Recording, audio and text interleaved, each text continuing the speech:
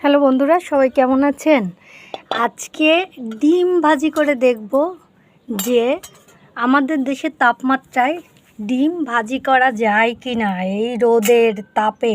সেই জন্য আমি একটা কড়াই, দেখুন এখনও এর ভিতর জল আছে, মাত্র ধুয়ে এটাকে রোদে এনে রাখলাম। এরপরে আমি একটা ডিম ভাজা করে দেখব।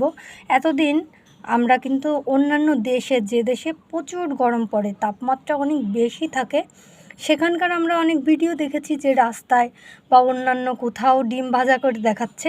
আমি আজকে চেষ্টা করব, আমাদের দেশেও এখন মনে হয় সম্ভবত 42 ডিগ্রি সেন্টিগ্রেড তাপমাত্রা আছে, এই 42 ডিগ্রিতে একটা ডিম পোস্ট করা যায় কি না।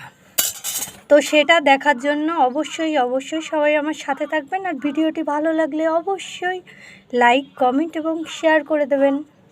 তো চলেন সাথে থাকেন, দেখতে থাকেন, আমি ডিম ভাজি করবো এখানটায়। বন্ধুরা, যেহেতু আমরা রোদে ডিম ভাজি করব, ডিম ভাজি করতে গেলে কিন্তু একটু তেলের দরকার হবে। আমরা তেলটা নিয়ে নিলাম। তেলটা নিয়ে একটু সুন্দর করে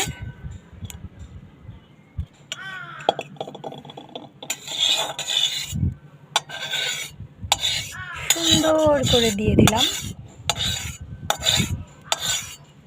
যেহেতু ডিমটা ভাজি করে আমি খাবো, সেজন্য কিন্তু আমার একটু লবণেরও দরকার হবে। আমরা এখন ডিমটা দিয়ে দেবো। এবার তাহলে আমরা ডিম ভাজি করব। ডিমটা কিন্তু আমাদের বাড়ির ডিম, আমাদের হাঁসের ডিম। চলুন তাহলে।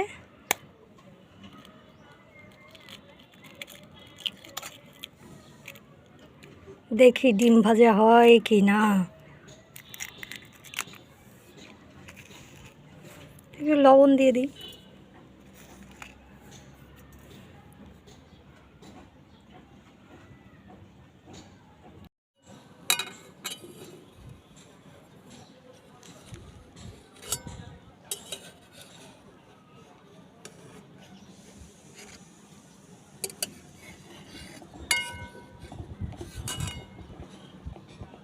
দেখুন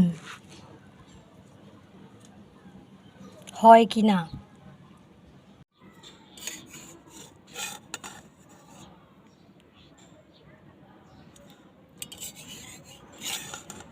বন্ধুরা দেখেন,